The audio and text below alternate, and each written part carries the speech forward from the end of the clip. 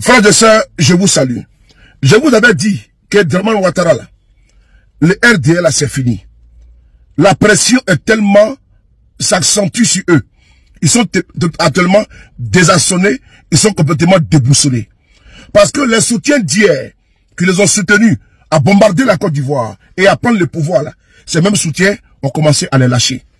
Parce que la société civile, les partis politiques de l'opposition, la jeunesse, tous les corps constitués de l'État de Côte d'Ivoire, pardon, sont complètement vent debout pour dénoncer les exclusions du président Guillaume Soro, du président Gbagbo, du président Tidjane Thiam et de Charles Blé Goudé. Oui, parce que Alassane Ouattara ne veut pas aller aux élections avec ses quadors qui donnent derrière eux des millions d'Ivoiriens. Qui est monté au créneau? C'est Sébastien Touze. Sébastien Touze, un autre encore, qui est venu en Côte d'Ivoire et qui est le directeur de la fondation René Cassin. Oui. Et devant les députés de Côte d'Ivoire, il a craché les vérités au régime RDR. C'est important. Il a parlé de la démocratie parce que tous les signaux sont actuellement au rouge. Et les gens, c'est-à-dire que la communauté internationale voit ce qui pointe à l'horizon. Et c'est eux qui ont soutenu Alassane Ouattara pour qu'il prenne le pouvoir. Et les militants de M. Ouattara, les moutons de Paniche, ne viendront pas bêler, pleurnicher sous ma vidéo. Non, c'est pas la peine. Parce qu'ils sont la fabrication de la communauté internationale. C'est eux qui ont soutenu Ouattara à prendre le pouvoir en Côte d'Ivoire le 11 avril 2011 en bombardant la Côte d'Ivoire avec plein de missiles. Que dit Sébastien Touze? Je vous lis ce qu'il a dit. L'élection, dès lors, n'est démocratique que si elle est authentique, inclusive, équilibrée et transparente. Transformatrice. Ce sont ces qualificatifs.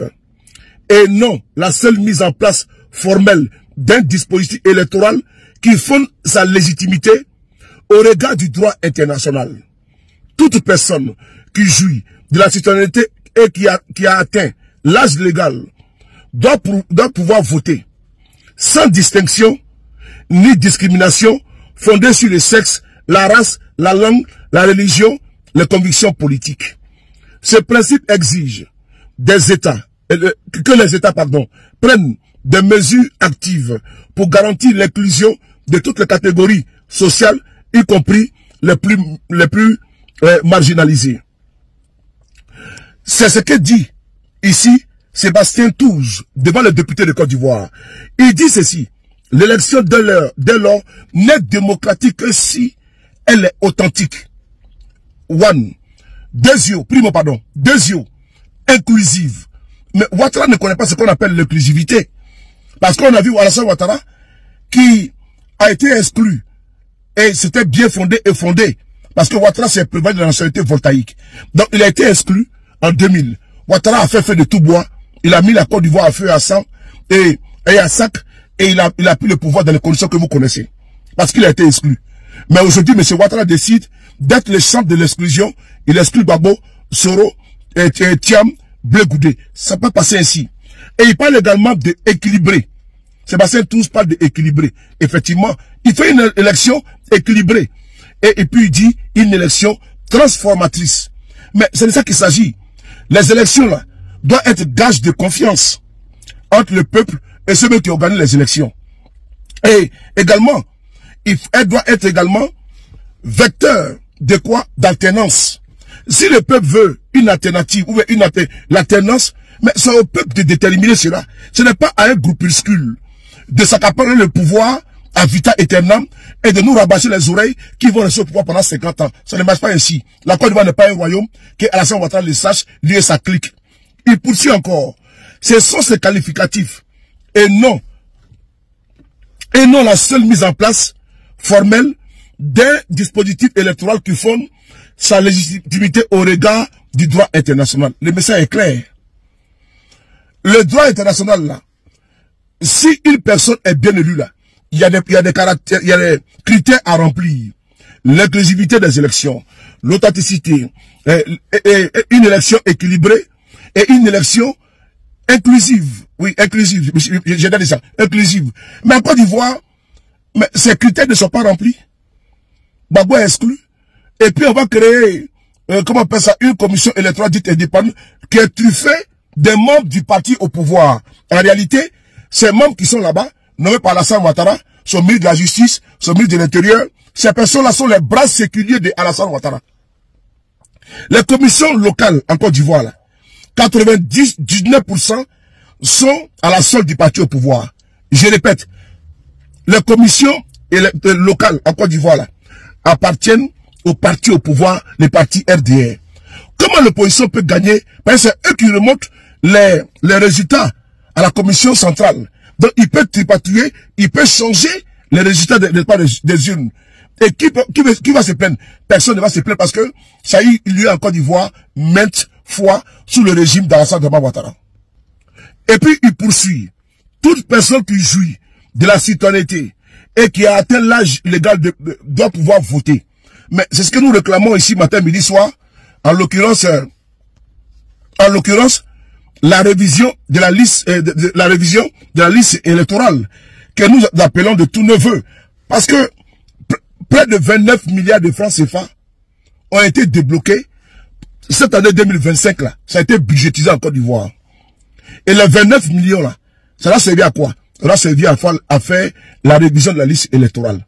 Alassane Ouattara voyant que si on fait la révision de la liste électorale, les Ivoiriens qui en ont marre du chômage, qui en ont marre du mensonge, qui en ont marre de la gabégie, qui en ont marre du clientélisme, qui en ont marre du populisme, il sait que il y aura ce qu'on appelle vote sanction dans les urnes.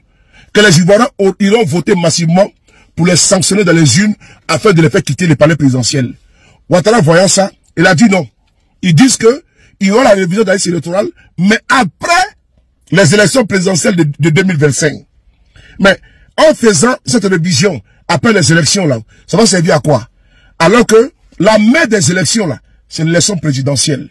Pour éviter que la Côte d'Ivoire tombe dans un chaos généralisé, nous sommes vent debout, en communication, en train d'alerter les partenaires traditionnels de la Côte d'Ivoire, les investisseurs de la Côte d'Ivoire. La Côte d'Ivoire, elle est impersonnelle. Elle est là pour des millénaires. Mais tout le monde est de passage. Alassane Ouattara est de passage. Aujourd'hui, vous ne pouvez pas soutenir un individu et sa bande qui ont décidé de braquer le pouvoir d'État avec votre soutien, avec votre caution. Le peuple de Côte d'Ivoire, qui est un peuple souverain, c'est lui seul qui doit dire, qui doit prendre son destin entre ses mains. Ce n'est pas à Alassane Ouattara de choisir la direction du peuple, alors que le peuple n'est pas d'accord. Sébastien Touze également continue. Ce principe exige que les États prennent des mesures actives pour garantir l'inclusion de toutes les catégories sociales, y compris les plus marginalisées. Mais l'inclusion, là, Ouattara ne connaît pas ce qu'on appelle l'inclusion. Ouattara, il connaît ce qu'on appelle exclusion. Parce que Guillaume Soro, je prends le cas de Guillaume Soro, président de GPS, l'ex-premier ministre. Quand Guillaume Soro a été exclu de la liste électorale, a été enlevé de la liste électorale, mais il a esté l'État de Côte d'Ivoire. C'est-à-dire, il a trahi l'État de Côte d'Ivoire devant la Cour africaine des droits de l'homme et des peuples. Et il a gagné son procès. À 2 reprises. La Cour africaine a demandé que Guillaume Soro soit réinscrit dans la liste électorale. Alassane Ouattara, dans une fuite en avant totale, tout autre but, a décidé de quitter la Cour africaine des droits de l'homme et des peuples. Idem pour le président Gbagbo Laurent, qui a saisi la Cour également pour sa réintégration. La Cour a dit, il faut réintégrer Gbagbo Laurent. Ouattara dit jamais de la vie. Parce que Ouattara, il est habité que par la force et par la violence. Le seul opposant qui a amené la violence, qui a amené la guerre, les armes en politique en Côte d'Ivoire s'appelle Alassane Ouattara. Et il règne par la terreur, il règne par la violence, il règne par la brutalité, il règne par la barbarie. Et donc, le peuple de Côte d'Ivoire, qui est un peuple résilient, qui est un peuple habité par la paix, ne veut pas le chaos. Mais c'est un peuple qui est insoumis. Et pour éviter le chaos encore généralisé, il a encore temps. Il a encore temps de dire à Alassane Ouattara que la Côte d'Ivoire ne lui appartient pas, d'ouvrir le jeu politique et que le meilleur gagne. On a vu au Sénégal, le jeu politique a été ouvert et Bassirou Diomaye Diakhar Faye a gagné les élections. On a vu également au Ghana. Et la vie continue. Et on fait avec la démocratie, avec une élection inclusive et transparente, on économise les vies humaines. Encore une énième vidéo afin de pouvoir alerter et dire au peuple de Côte d'Ivoire de rester en veille. 2025, nous n'accepterons pas. Merci.